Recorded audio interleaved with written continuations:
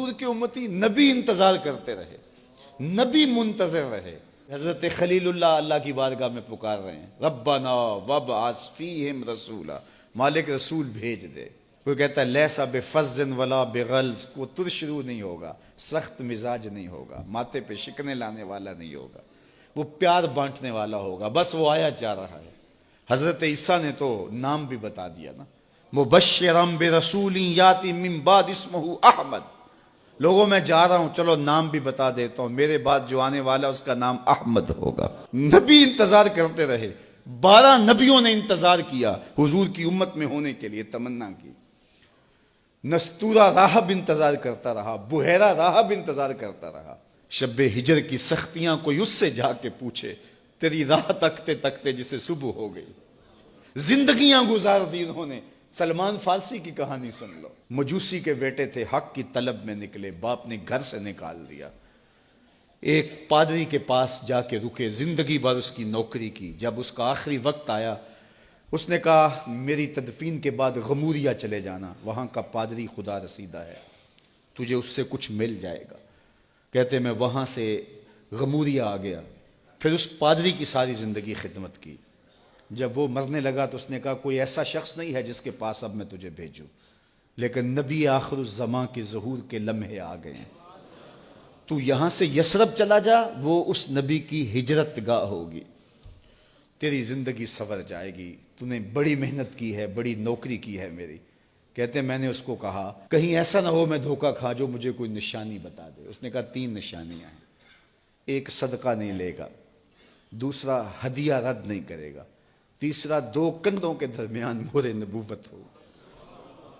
کہتے ہیں میں نے اس کی تدفین کی، یثرب کی جانب جاتے ہوئے ایک قافلے میں شامل ہو گیا، انہوں نے مجھے پکڑ کے اپنا غلام بنا لیا، لیکن میرے پہ مہربانی یہ کی کہ مجھے بیچا جا کے مدینے میں۔ ایک یہودی نے مجھے خرید لیا، میں اس کے باغ میں گوڈی کرتا تھا، کام کرتا تھا، کھجوریں توڑتا تھا، لیکن میں انتظار میں تھا کہ کبھی وہ نبی آخر الزمان آئے تو مجھے دید ہو، کبھی عرش پر، کبھی فرش پر، کبھی ان کے در، کبھی در بدر۔ غم عاشقی تیرا شکریہ، میں کہاں کہاں سے گزر گیا۔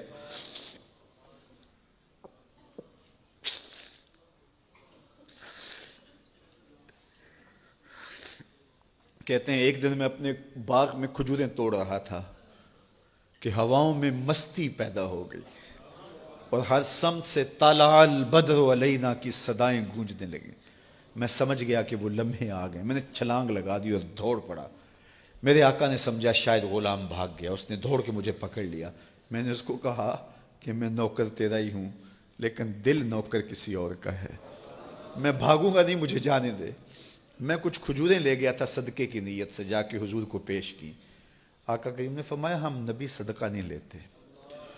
کہتے ہیں نشانی ایک پوری ہو گئی۔ کہتے ہیں کہ میں کچھ دنوں کے بعد اور کھجوریں لے گیا اور میری نیت ہدیہ کی تھی، میں نے پیش کی، حضور نے قبول فرما لی، لیکن میں بھی کہتا تھا تیسری نشانی بھی پوری ہو لے تو پھر مانوں گا۔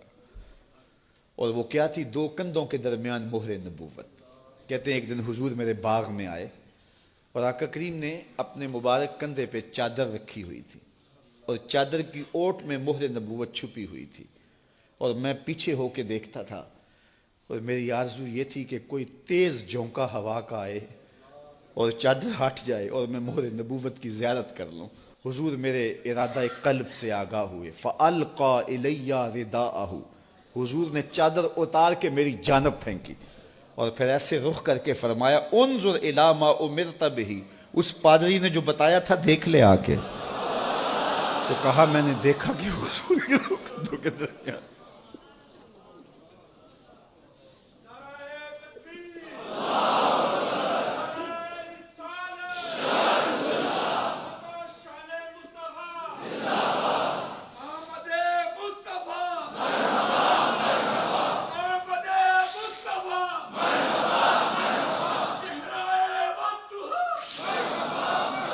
شب ہجر کی سختیاں کوئی اس سے جا کے پوچھے، تیری راہ تکتے تکتے جسے صبح ہو گئی۔ ہم نے تو کوئی انتظار نہیں کیا نا، ہم نے تو کوئی دکھ نہیں سہا، ہم سوئے تھے مقدر جاگ اٹھے، ہمارے والد مسجد سے مولوی صاحب کو بلا لائے، انہوں نے کان میں آ کے کہا مبارک ہو تو حضور کا نوکر بن کے آ رہا۔ میرے والد گرامی ایک شعر جھوم کے پڑھا کرتے تھے، محمد جانے جانا ہے پیغمبر ہو تو ایسا ہو، رسولوں کی بشارت سے مبشر ہو تو ایسا ہو، امر توقیر کا سب کو موکر ہو تو ایسا ہو، کیا ہم کو غلام ان کا مقدر ہو تو ایسا ہو۔ میں اپنے مقدر پہ قربان نہ جاؤں، آپ اپنے مقدر پہ نثار نہ جائیں، ہمیں وہ نبی ملا جو